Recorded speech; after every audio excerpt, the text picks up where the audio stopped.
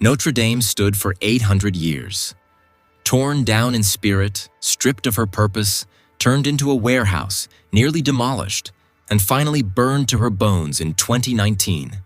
Here's the strange part. The spire the world mourned wasn't even medieval. It was added 6 centuries later, by a man reimagining what medieval should look like. So, what is it about this building that makes an entire world weep when it burns and rebuild when it falls? The answer isn't in the stone. It's something far more human than most people realize. This is the untold story of Notre-Dame de Paris.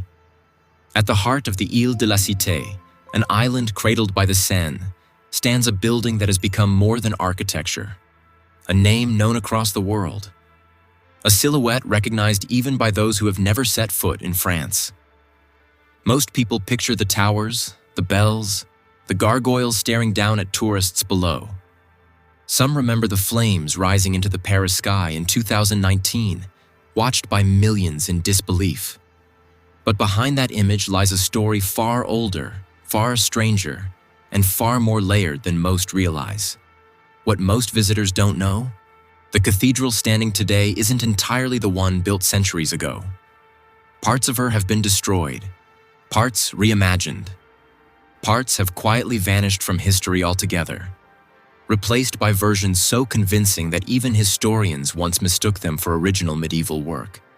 Which parts are real? Which are illusion? And why has a single building, rebuilt again and again, survived revolutions, wars, neglect, and fire, only to keep pulling humanity back to her? That story begins long before the towers ever rose above Paris. In the 12th century, Paris was growing fast, becoming one of the most powerful centers of learning and religion in Europe. The old cathedral on the island was no longer enough. Paris needed a symbol, something to rival the great cathedrals rising across France. Bishop Maurice de Sully made a bold decision: tear down the old church, build something unlike anything seen before. This was the birth of Gothic architecture in its purest form. Pointed arches, flying buttresses, massive stained glass windows that seemed to defy the weight of stone. But here's what most people don't know. Flying buttresses weren't part of the original plan. As the walls rose higher, cracks appeared. The building was struggling to survive its own ambition. Engineers had to improvise, creating one of the most important architectural innovations in history almost by accident. Without that fix, Notre Dame might have collapsed before it was ever finished. By 1345, nearly 2 centuries after construction began, Notre Dame was complete. But her story was only just starting. Kings were crowned within her walls. In 1804, Napoleon chose this cathedral for his coronation, placing the crown on his own head in front of the Pope, a moment that shocked Europe. Quick question: what do you think a building like this actually witnesses over 800 years? Not just prayer, war, power, revolution. During the French Revolution, Notre Dame faced a terrifying threat. Revolutionaries saw it as a symbol of everything they wanted to destroy. Statues torn down, treasures looted. For a time, it wasn't even a church.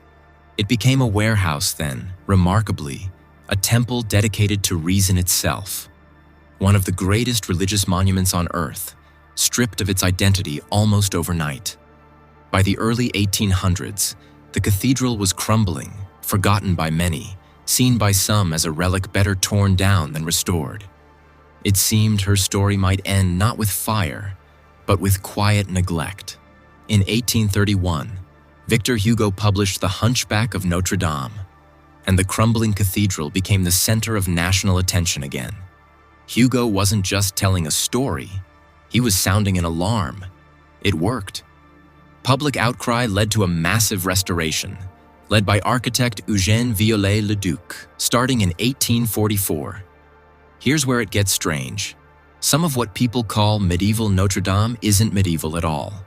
The iconic spire, the one that collapsed in 2019, wasn't original. It was added during this 19th century restoration, over 500 years after the cathedral was first built. Even some of the gargoyles tourists photographed today were Viollet-le-Duc's own invention, his vision of what Gothic should look like. So the Notre-Dame the world fell in love with was never purely medieval. It was part original, part reinvention, 2 centuries fused into one structure. Does that make it less authentic?